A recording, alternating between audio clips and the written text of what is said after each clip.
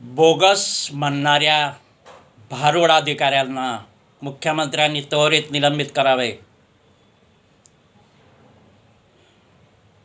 Original कोळ्यांना bogus म्हणणे हा खूप मोठा गुन्हा आहे. त्या मूर्खाला माहीत नाही का?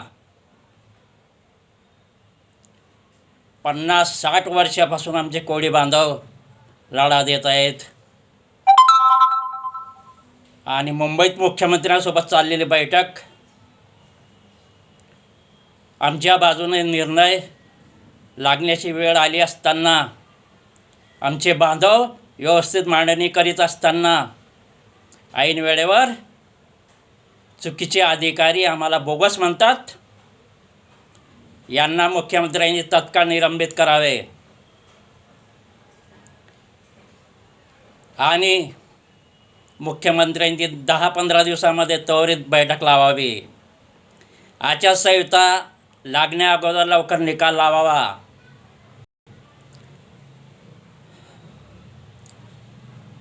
सत्तेचाळीस जमाती, त्यापैकी 14 हे बोगस आदिवासी हेच आहेत आणि आम्हाला 33 ओरिजिनल आदिवासींना जमातींना बोगस म्हणतात.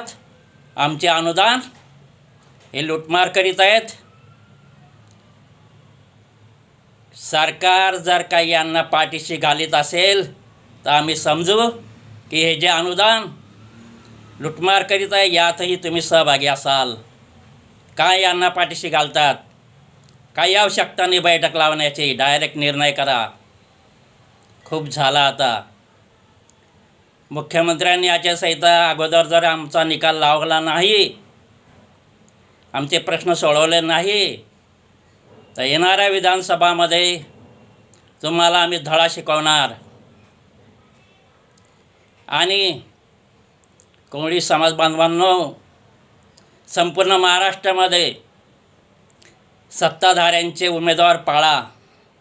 यांनी जर प्रश्न सोडवला नाही तर, आणि ज्यांच्याकडे पैसा असेल त्यांनी उमेदवारी करा.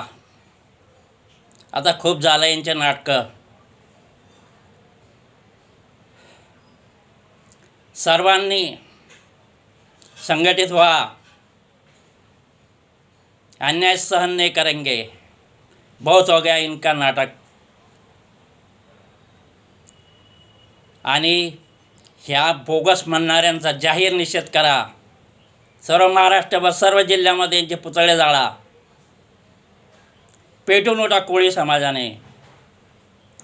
कसं काय या आम्हाला बोगस म्हणतात? भाडेकरू गुंड आणून सभा उधळण्याचा प्रयत्न करतात, बैठक उधळण्याचा प्रयत्न करतात. हे षडयंत्र आहे का यांचं?